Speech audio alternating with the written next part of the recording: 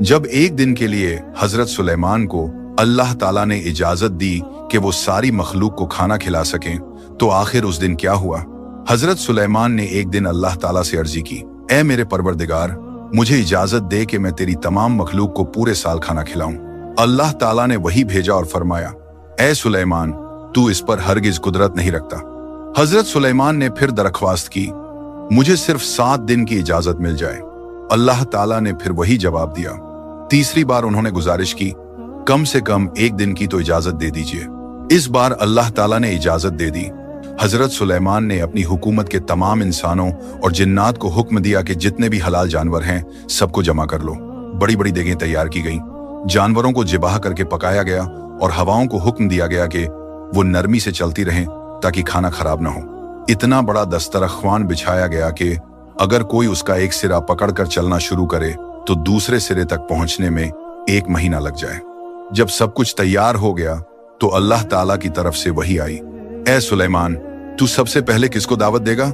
हजरत सुलेमान ने अर्जी की, या अल्लाह, मैं समुद्र के जानवरों से शुरू करूंगा। अल्लाह ताला ने समुद्र की सबसे बड़ी मछली को हुक्म दिया कि वो हजरत सुलेमान की दावत कबूल करे।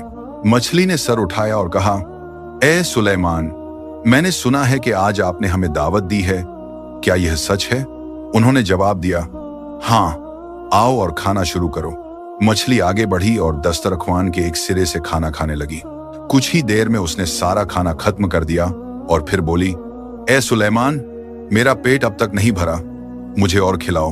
हजरत सुलेमान हैरान होकर बोले, तूने सारा खाना खत्म कर दिया फिर भी तेरा पेट नहीं भरा?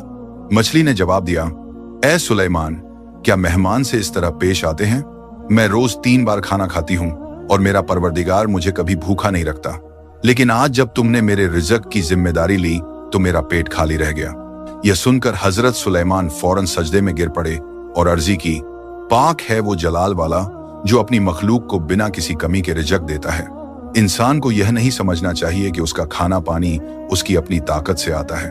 बेशक सच्चा रिज़्क देने वाला सिर्फ अल्लाह ही है।